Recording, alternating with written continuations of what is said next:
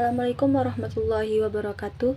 Perkenalkan, saya Cita Rahmi dengan NIM 22045060 dari Prodi Pendidikan Geografi, Departemen Geografi, Fakultas Ilmu Sosial, Universitas Negeri Padang.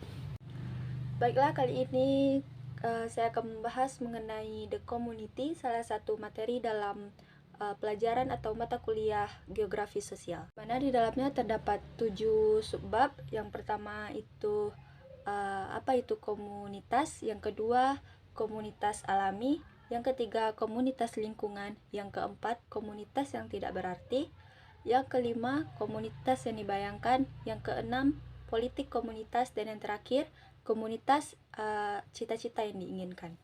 Baiklah, kita masuk kepada yang pertama, yaitu apa itu komunitas.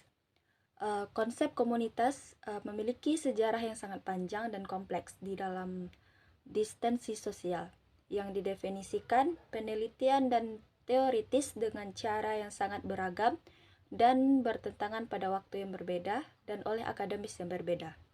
Pada awal abad ke-20, mengacu pada pekerjaan ekolog tumbuhan, sekelompok sosiolog dari Chicago mengembangkan teori tentang bagaimana komunitas itu muncul di kota-kota. Sejak tahun 1980-an terdapat konsep komunitas telah retorisasi sebagai struktur makna atau imajinasi. Ini menandai perubahan besar dalam pemahaman komunitas. Karya ini mengakui bahwa komunitas imajinasi berfluktuasi dan kontroversial, tetapi juga penting bagi anggota mereka dan memiliki makna politik yang lebih luas. Pada bab ini, mereka mencoba menjelaskan untuk menangkap semua pemahaman dan penilaian yang bertentangan tentang nilai komunitas.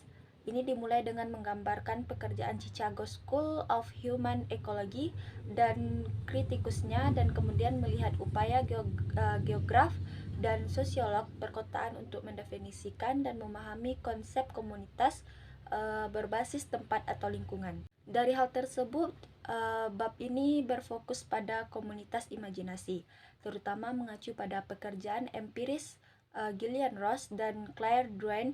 Bagian penultimate beralih ke politik komunitas, mengeksplorasi berbagai cara komunitas memobilisasi di sekitar isu-isu yang berbeda dengan mempertimbangkan layanan komunitas dan negara, komunitarisme dan aktivitasme berbasis komunitas, termasuk NIM-BIS dan tindakan komunitas yang tersebar. Selanjutnya kita masuk kepada komunitas alami, di mana pada awal abad ke-20 sekelompok sosiolog di Universitas Chicago melakukan studi rinci tentang di mana berbagai jenis orang tinggal di dalam kota. Mereka dikenal sebagai Chicago School of Human Ecology karena mereka menggunakan analogi dengan komunitas tumbuhan untuk menafsirkan pola perumahan Chicago dan untuk mengembangkan teori tentang bagaimana komunitas alami muncul di dalam kota.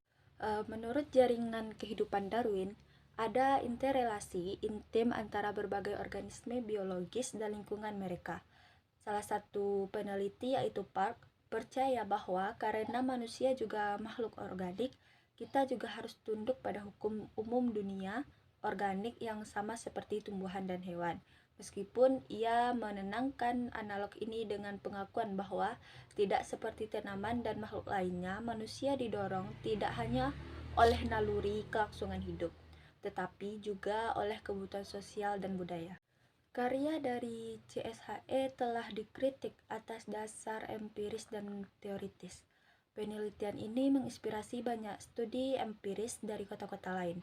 Ketika teori Chicago School of Human Ecology diterapkan ke tempat lain, itu tidak selalu cocok dengan baik.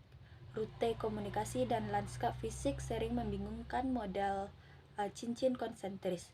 Misalnya, satu studi dari 20 kota Amerika Serikat menemukan bahwa itu adalah rute komunikasi dan bukan proses ekologi yang mempengaruhi munculnya komunitas. Terlepas dari banyak kritik yang timbul terhadap kerja Chicago School of Human Ecology ini penting untuk mengabaikan pengaruhnya dalam geografi, sosiologi dan studi perkotaan, terutama pada tahun 1960-an dan 1970-an.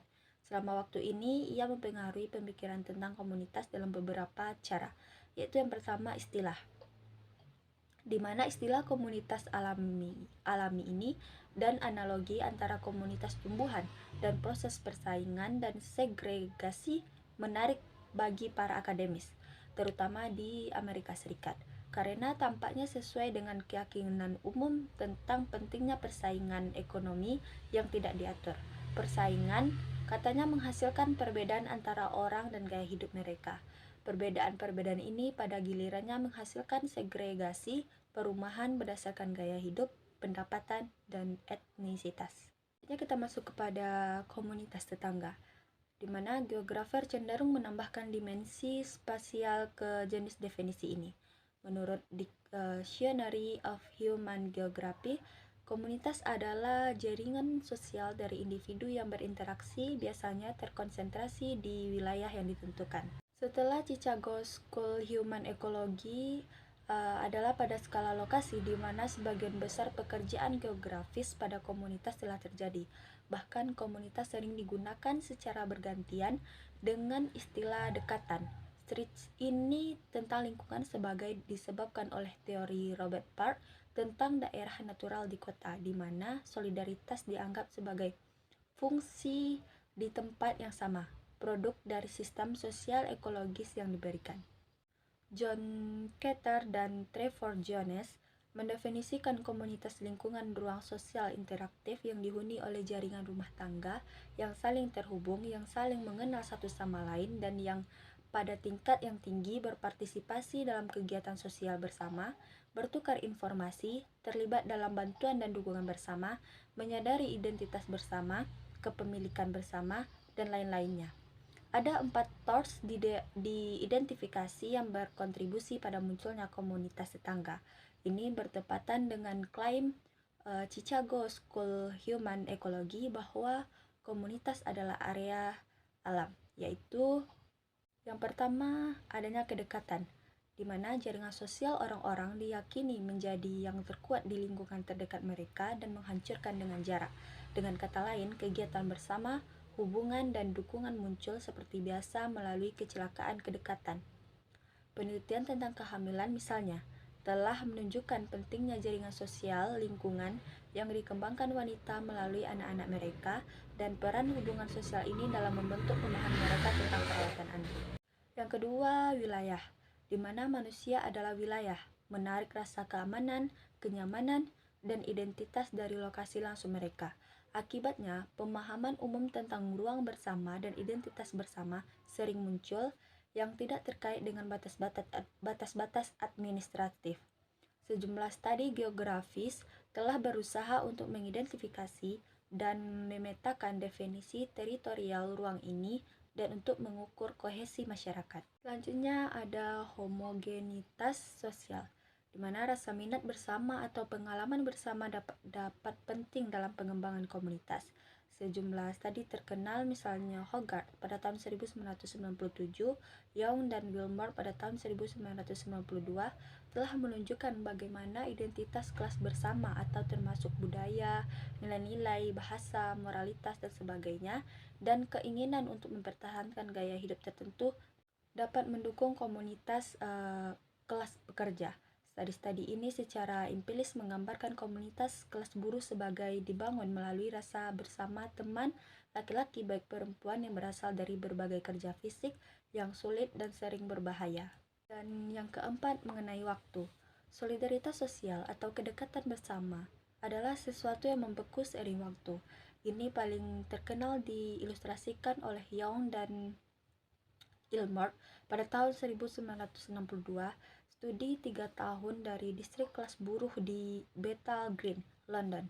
Mereka menemukan bahwa meskipun kondisi perumahan di daerah ini sering mengerikan, tanpa kamar mandi atau pemanasan yang tepat, ada rasa kuat identitas community berdasarkan keturunan di distrik SN ini. Daerah ini ditandai dengan keluarga dari 3 generasi yang dipegang bersama oleh ikatan ibu, putri yang sangat kuat. Setelah anak-anak perempuan mereka menikah, para pengantin baru akan tinggal bersama orang tuanya atau di dekatnya, sehingga suami-suami diserap ke dalam keluarga istri-istri yang lebih luas. Keluarga bertemu secara informal di jalan dan menghabiskan akhir pekan bersama. Hubungan dekat ini memberi mereka rasa komunitas dalam dua cara, yaitu yang pertama, menyediakan jaringan keselamatan dengan jaringan teman dan keluarga mereka, dan yang kedua, memberikan dukungan praktis dan membantu satu sama lainnya, misalnya menyusui, meminjam uang, dan sebagainya. Selanjutnya, mengenai kehilangan komunitas tetangga. Ada sejarah panjang teori penurunan komunitas lingkungan di dalam ilmu sosial. Sejumlah penulis terkenal telah berpendapat bahwa ikatan sosial mutualitas telah menghilang sebagai akibat dari transisi dan feudalisme ke kapitalisme, dari agama ke rasionalisme ilmiah, dan dari otoritas ke tradisional ke otoritas hukum. Beberapa penulis telah menguji keberlanjutan solidaritas, persekutuan, dan kohesi teritorial, yakni yang pertama yaitu komunitas dibebaskan. Barry Whelan pada tahun 1979 mengkritik studi komunitas diselamatkan untuk fokus mereka yang sempit pada komunitas lingkungan, berpendapat bahwa mereka hanya berkonsentrasi pada solidaritas komunitas di lingkungan dan melalui sistem kerabat. Lanjut kepada konsep yang tidak bermakna atau komunitas tidak bermakna. Para akademis telah mengkritik gagasan bahwa lingkungan harus setara dengan komunitas dan asumsi bahwa ketika komunitas tidak ditemukan di lingkungan itu sama sekali tidak ada, maka komunitas lingkungan menyiratkan determinisme spasial atau hubungan acak antara kedekatan ruang dan hubungan sosial atau kohesi sosial. Gagasan bahwa lingkungan setara dengan komunitas juga telah dikritik oleh penulis yang berpendapat bahwa propinquit tanpa komunitas adalah umum di masyarakat barat kontemporer. Meskipun komunitas menawarkan potensi dari teritorial, itu tidak mencakup atau diperlukan untuk memastikan tujuan bersama, tindakan bersama, dan identitas bersama. Bahkan, orang-orang yang bekerja keras menghabiskan lebih banyak waktu di dekat satu sama lain daripada mereka yang tinggal di jalan yang sama. Mungkin ini akan menjadi pembahasan kita yang terakhir, di mana pada buku tersebut terdapat kotak 4.3 yang menyoroti contoh Bradley Stoke, sebuah kota baru dekat Bristol di Inggris. Di sisi terlepas dari fakta bahwa rumah-rumah telah dirancang dan ditempatkan dalam cul-de-sac yang rapi untuk mempromosikan rasa persatuan, penduduk mengeluh tentang kurangnya komunitas di dalamnya. Ini pada gilirannya dapat berkontribusi pada penduduk yang menyadari kekurangan kontroversi informal. Sekian yang dapat saya sampaikan. Saya harap para pendengar bisa memahami dan mengambil makna-makna yang telah saya sampaikan. Salah dan kurangnya saya mohon maaf. Saya akhiri dengan Assalamualaikum warahmatullahi wabarakatuh.